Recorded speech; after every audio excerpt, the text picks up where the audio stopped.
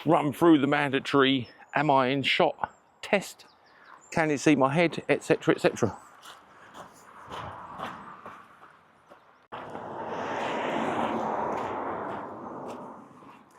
Hello everyone, welcome back to the channel. Thank you for tuning in as always. Thanks for all your likes, subscribes, comments, shares, discussions, tips, etc, etc. All very, very much appreciated. Right, so today a little bit of a different one. Just going to provide a little bit of an update on the Fabia and talk about the service it underwent recently, why I chose to take it to a Skoda specialist. They're not a main dealer anymore, talk about that in a minute. Why I chose to take it to a Skoda specialist rather than like a normal sort of backstreet garage. We'll talk about the work that was done and we'll have a little look at the service records, etc, etc. So yeah, a little bit of a break from the norm. Anyway, so as you know, if you've watched the channel regularly, when I bought this, it was on 58,000 miles and it had a pretty good full service history. Not all Skoda dealer, but pretty good reputable main dealer garages, etc, etc. Anyway, so it was owned by the father, and so it's one family. It was owned by the father from new, bought in 2007 I believe, around about that period, and then had full service history up to 2019 when he sold it to his son-in-law. And then the son-in-law unfortunately just used like a backstreet garage, and at the time when it went for MOTs, its yearly MOTs, it had oil and filter but nothing else to talk of. So we've got 2019 to 2020, 2021, 2022, and I think up to 2023, and I believe it failed its MOT, which you could look at online. I know people love to go through and dig through all that. So it failed on a few bits, and for reasons I don't know. I mean, the guy, the son-in-law, was only using it for buzzing to and fro work. It was doing about 3,500 miles a year, which we'll look at in a minute in the service records. So it failed. I don't think it was his primary car, so it got laid up for a year. Anyway, then the following year passed, 2024, and then I bought it on, as I say, 58,000 miles. And you know, I didn't know when the belts were last done. I didn't know when it last had glow plugs, things like that. So I'm quite keen on that kind of general maintenance, preventative maintenance. You know, I like to tick all those boxes: oil, filter, fluids, gearbox oil, belts, tyres, brake pads, discs, etc, etc. All the simple stuff that you can keep on top of that helps maintain a reliable vehicle. Anyway, so I'll get the camera off the tripod. We'll have a little look through the service book in a minute. But it reminds me, just before we do that, one of the reasons I fancied treating the Fabia to main dealer type service, and I was sort of umming and ahhing about it because I knew it was going to cost fortunes. It needed belts. I was going to go belts and full service, so I think it was 6 for belts from main dealer and probably about 4 from a backstreet garage, but I thought, you know what, I don't care. So I went belts and auxiliary belt. Main full service was 400 quid I think, but it also needed to go on the VCDS system to troubleshoot why the electric windows aren't working and why the back door was stuck shut, and this one was lazy and the other little popper up and down was lazy. So it needed the VAG group diagnosis or diagnostic system anyway. I don't own that. I'm sure there were other sort of backstreet garages, third-party garages that probably did, and I could have used them. But I thought, if I'm having someone pulling the door trims apart, other than myself, I normally like to do trim stuff myself, just because I've got plastic trim removal tools. I'm quite happy to take my time, and I've had bad experiences in the past of other people doing it. They just tend to rip stuff off, do a bad job, but fix the mechanical element. And I didn't want to do that. So, you know, going to, I didn't want a backstreet garage doing that. So going to a Skoda main dealer, I thought at least they'll know how to get the door cards off sympathetically or the right way. Excuse me. Anyway, so I'd seen a video by Saving Salvage, Dean at Saving Salvage, and this clinched it for me really. He spoke about he made a video called "What are the benefits of having a main dealer service?" and it was fascinating. He went through all the additional checks they do. You know, are all the brake lines in the correct place underneath? Are all the grommets in the correct place? Any wheel play, any wheel bearing noise, any caliper drag, inner tyre wear, ball joints, suspension. You know, they go through everything, and I've got that list and we can go through that. Anyway, so that kind of clinched it for me really, because I thought, yes, I'm paying a little bit more money, but because it's a low mileage, 2 owner, 1 family, totally OEM Skoda Fabia VRS, I wanted to keep it like this. And it's nice record for the channel, nice to talk about, especially, you know, if other people have got one and are thinking about using Skoda, because you can look at the price, which was massive. Anyway, so watching that video by Saving Salvage, highly recommended by the way, in case you haven't looked already. But that clinched it for me really, that I was going to take it to a main dealer. Anyway, so let's get the camera off the tripod and we'll have a little look at the service book. Okay, so when I bought the car, I had a nice, chunky, original service book with all the gubbins in it. The instructions for the Skoda Symphony audio, and I had a service schedule book. And just for record, the only other thing I've done to the Fabia since I've had it is it had Michelin Pilot Sport 3s and 2 bottom ball joints, and that cost £838. And that's the only money I'd spent on the car since I owned it.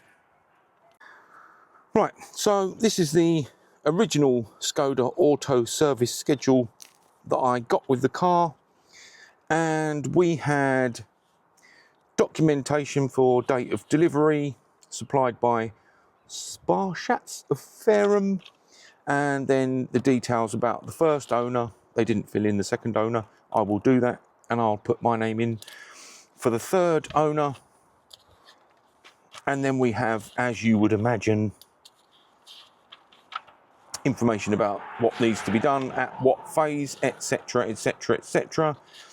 Try and whiz through that at breakneck speed. And then its first service, 5,482 miles, 2008. Happy days. And then all the services. 2009, just under 10,000 miles. 2010, just under 12,000. So you can see how it's done so little miles. 16,000. 2011, 2013 at 22,000 miles, 2014 at 26,000 miles, 2013 at 30,000, really starting to stretch its legs now, 2016 34k, 2017 40k, 2018 42,444, and then 2019, just under 45k, serviced at Fine Cars in Portsmouth. And then fortuitously, that left 1 page, and that was approximately when it was transferred over to the son-in-law. So what I'm going to do, I'm just going to print out the name of the company that he was using. He was just doing a cash in hand thing, so it's having MOT, service and MOT, oil and filter each year. So I'm just going to stick their logo in there, and probably fill in the bracket of time that it was having that level of care. So from 2019 to 2024, when I acquired the vehicle, it was just having third-party garage, and that was that. So that is going back in here. Try not to crease or damage anything, because I intend to keep this for the duration of me owning the car. So that puts that lot to bed. I bought a new service book. That was one thing that was a bit of an outrage, really. Having to pay for a service book, man. You know, you're going somewhere, really expensive. Hayes Garage, Little Clacton, Volkswagen Group Specialist. So, right, next, let's think. I'm going to let's go through the paperwork. Let's go through the paperwork. Oh no, hang on. A little tiny bit more waffle, then we'll go through the paperwork. So I'll just put that on there for now. So just to clarify as well, I meant to say earlier, I know that, you know, probably for some people it's not a massive deal going to a main dealer's. Subaru's never been to the main dealers. My Fiesta, I've owned that since it was 6 years old. That never been to the main dealers. I'm 50 years old.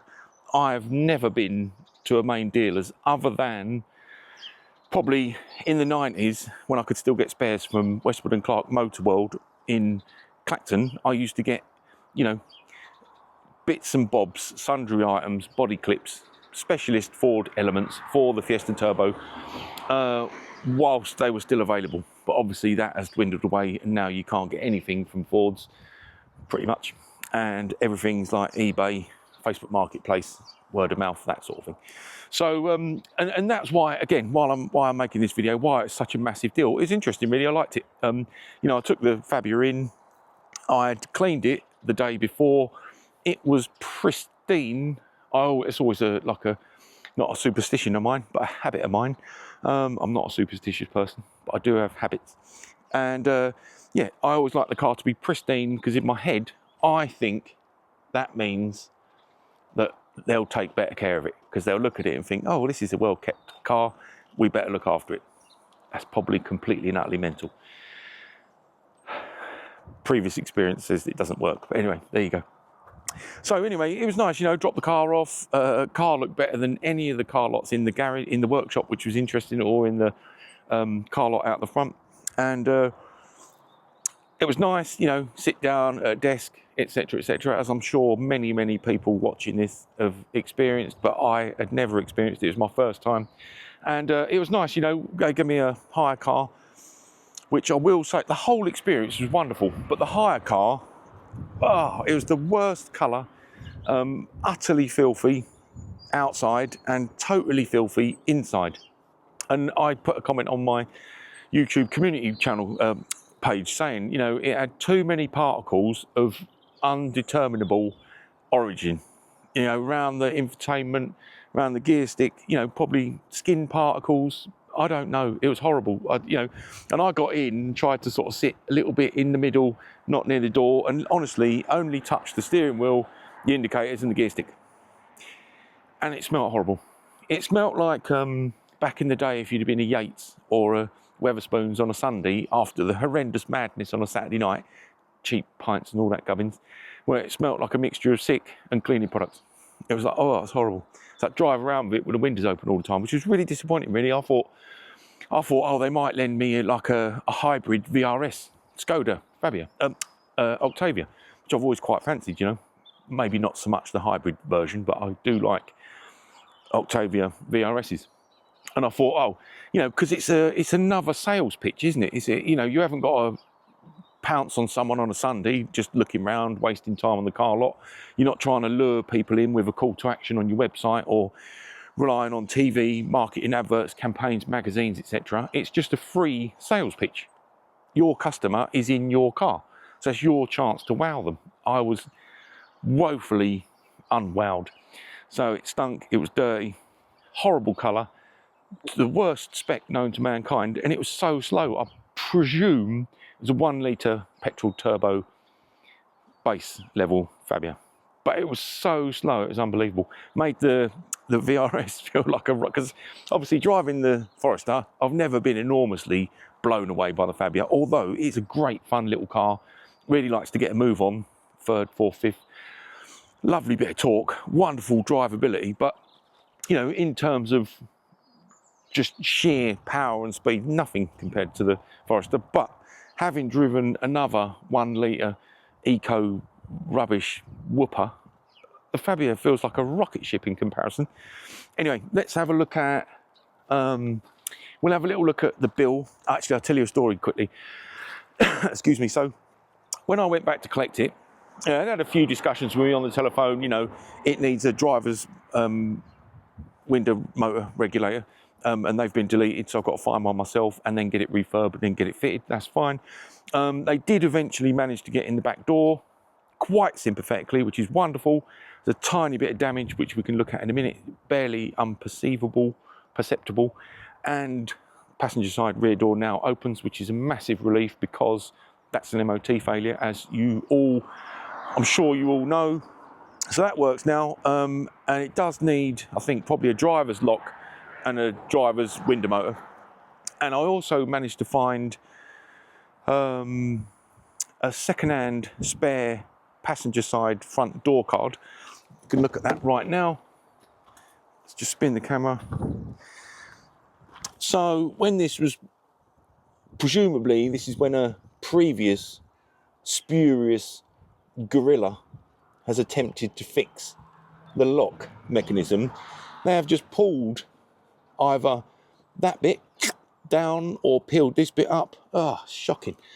Anyway, really irritated me. It's probably one of the only bits of the damage on the car. So anyway, I've got a second-hand door card now. And when they did the rear, I don't know if the camera's going to pick this up, there's a tiny split. See that there? There's a tiny split there. And they were good enough to say to me, after I'd gone through the bill, and they discussed the exorbitant price, justified the price, etc., which I was more than happy with, I'd like to say. They said, oh, the mechanic said he's created a bit of damage. So they brought me out and had a look. Most garages would just hope that you didn't notice. Anyway, right, one tiny bit more of me, I'm afraid. Excuse me. So they'd also rang up and said, everything's fine. We've fixed the back door, we've done the belts, we've done the service. I asked for glow plugs. They said to me, oh, we don't normally do glow plugs unless they're causing a problem. And I was like, well, how much are they? I went, 104 quid. And I was like, do it. Just so it's all done in one go. And it probably won't need another service for probably maybe 2 years. I'll have oil and filter, obviously, because I'm like that, but it won't need anything else. Anyway, so they said there's one thing wrong with it, CV boot. And they went, that item's been deleted as well. And I said, well, just put anything on, Euro car parts. Because I had told them I wanted to keep everything OEM. But I said, look, CV boots are like socks. Don't matter if they're Tesco, Asda, Marks and Spencer's, Lacoste, Nike, Adidas. Who cares? No one sees them. I know you see socks in the summer, but no one sees the CV kit, CV boot, and they break all the time. But why they make them out of that material, I have no idea. But they're always going, so that got done. That was the only thing they found wrong with the car, and we'll have more discussion about that in a minute. Anyway, on the day I went to collect it, just as I turned up, they brought it round and it was looking wonderful. I was really pleased to see her back. Had a little chat with the mechanic. He was quite, nice. He said, it's a nice one. Oh, and number 8 as well. Let me check that. It is. He went, oh, and it's number 8. I was like, yeah, nice. Low number, good. Low number, low mileage, low owners, etc., no mods.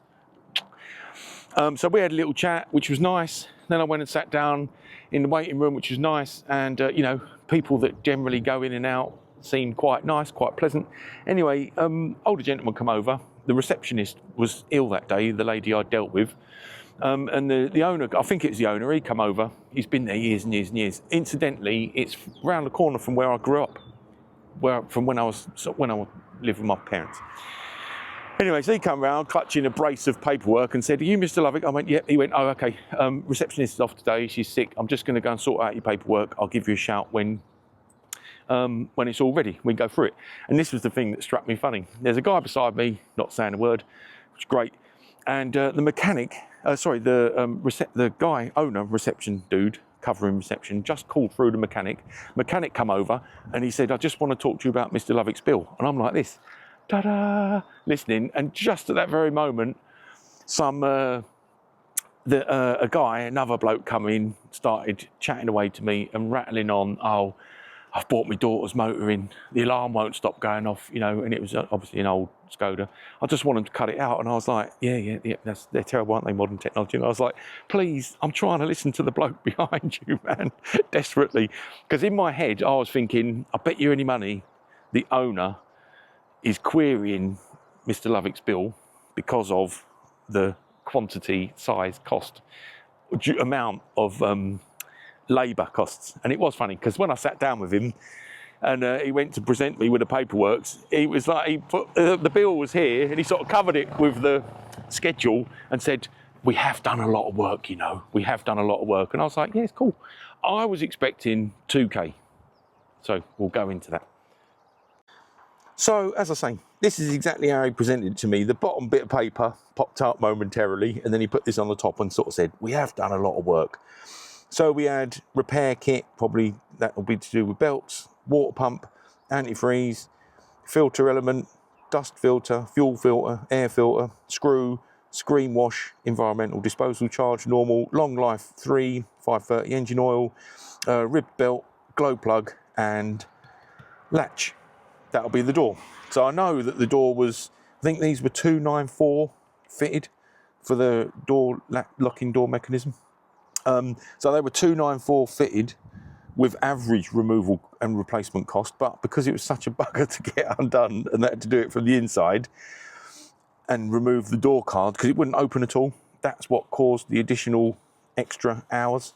So as I say, I was more than happy.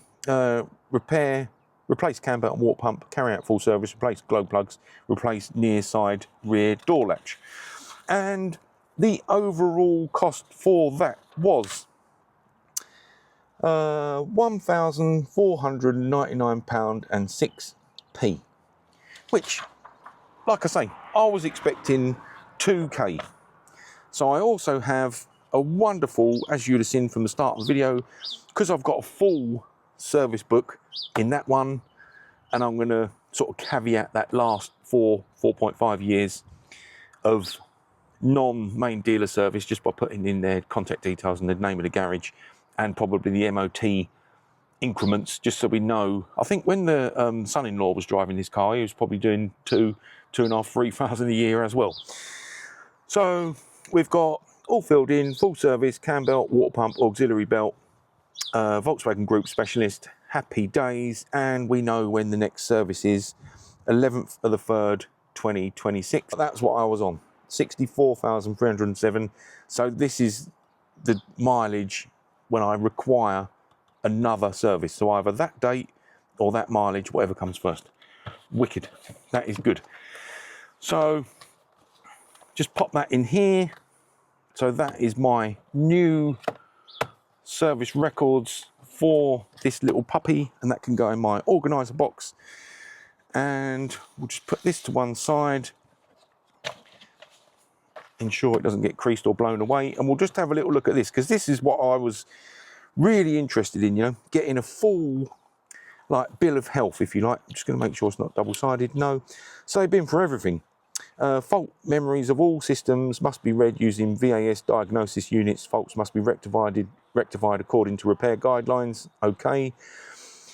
Drivers and passenger airbag, visual check of airbag units for external damage, fine. Service interval reset, done. Spare wheel, check condition and wear pattern of tyre. Enter tread depth 555. All switches, electrical consumers, sockets, gauges and other controls, check function, not okay. Window wash wipe system, check function and spray jet setting, fine. Dust and pollen filter renew, filter element, done, fine. Lock cylinder, good. Windscreen, good.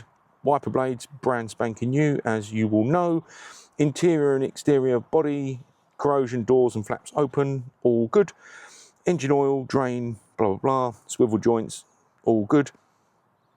Engine and components in engine compartment from below, carry out visual checks for leaks, wear and damage. All good. Gearbox, final drive and drive shaft boots, not okay. So that's the CV joint. Everything else is a tick. I don't think I'll read every one, but we can look through. Brake system, fine. Front and rear brakes, fine. Exhaust, fine. Track rod ends, manual gearbox, final drive, check oil level, underbody. So interesting, check sealant, underbody panels, routing of lines, plugs, tyres. Interesting. All wearing perfectly evenly. So that's good. Tyre pressure of all four wheels, they're brand new, as we know. Engine and components in engine compartment from above, carry out visual checks. Good. Oil done, using correct specification, tick.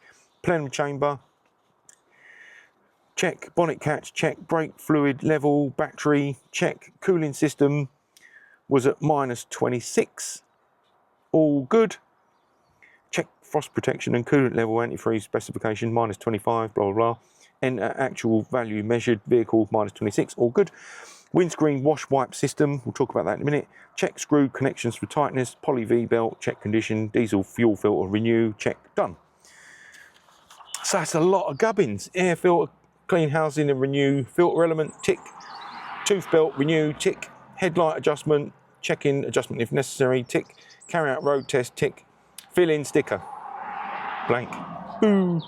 So, all done, all signed, we know who done it. Everyone's happy. And one other thing to note is that, I don't know if anyone remembers this, but when I first had the car, I noticed that washer jet light was coming on. So, excuse me, I'd noticed that, well, basically it was leaking out. And I'd read that, you know, there's a problem with the bottle and the pump, and there's like a little grommet at the bottom, and that tends to leak.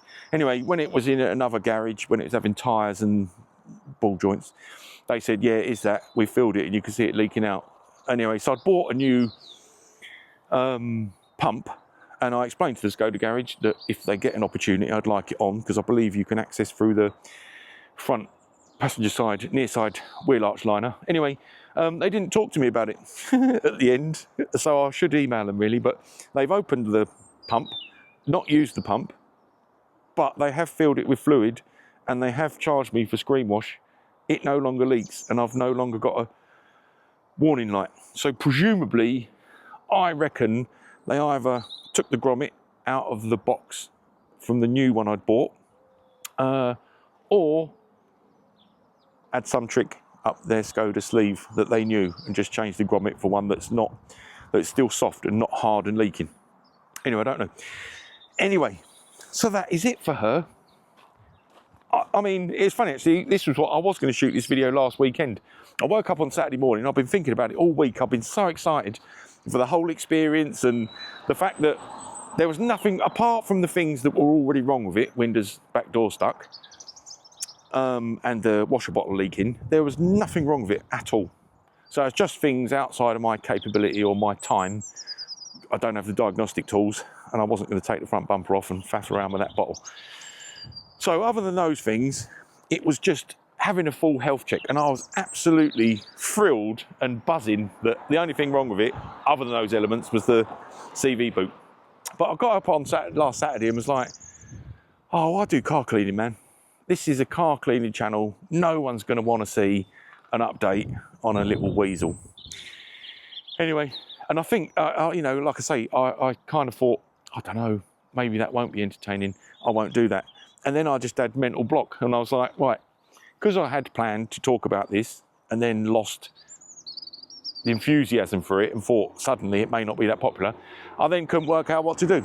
So last Saturday I had a day off all content creation, and then the following day lost my mind and did 4 cleans on the Sunday, so it all turned itself around.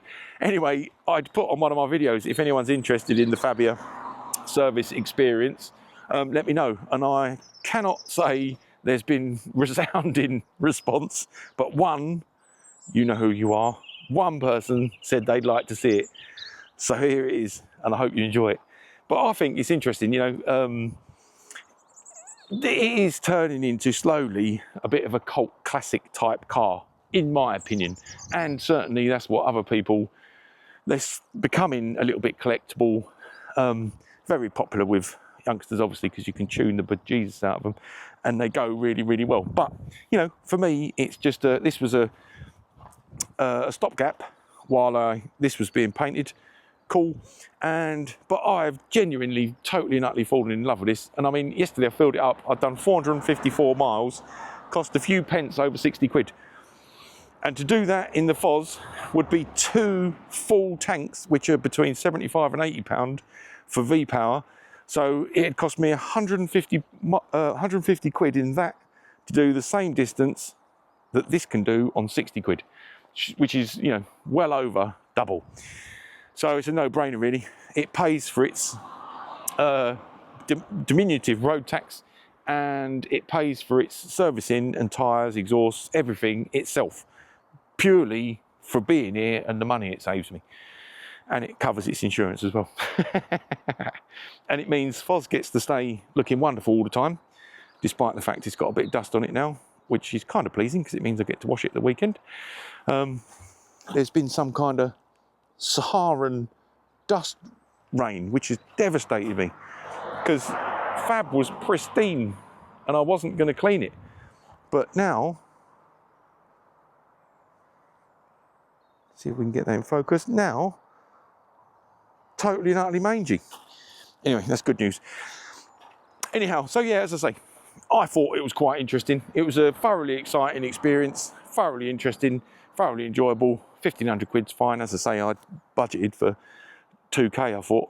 And I think if for anyone else is interested, it's like $450 for dealer to fix a front central locking issue and $294 for a dealer to fix rear door central locking issues. So there's your reference. I was thinking I might get them all done, but that's, you know, circa £2 grand. But, you know, if they continue working nicely as they are at the minute for another 5-10 years or during my ownership, that suits me fine. So next for Fab will be alloy wheel refurbishment. That needs doing. I've got new genuine centre caps that they'll go on once they've been refurbed. I'm probably going to go like a darker colour, like a tungsten or an anthracite.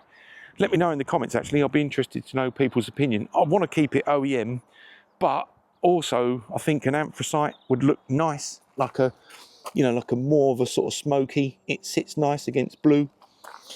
And also at the end of the day, alloy wheel refurbs like 550, 600, depending where you go and the amount of damage or repairs, refurbishment required. So anyway, as I say, that is that update on the Fab. And also interesting, like if anyone else has got one and they're contemplating, if it's a low mileage or they want to keep main dealer history and they're contemplating going to Skoda, you know, why not? They know what they're doing. They check everything. This has got a thoroughly clean bill of health now for another year. I don't need to do another thing to it. Fill it with Weasel, drive it, enjoy it. Everything's good. Anyway, let's get this on a tripod and I'll sign out. Anyway, hope you enjoyed that one. As always, apologies it's not cleaning. Excuse me. I am into cleaning next. It is door shuts on Fab today. We'll talk about that in the next video. Anyway, thanks for tuning in as always. And don't forget, if you're enjoying the content, hit that like button and contemplate hitting that subscribe button so you get notifications when I upload new content, of which there is going to be loads. Anyway, see you soon. Take care. Bye-bye.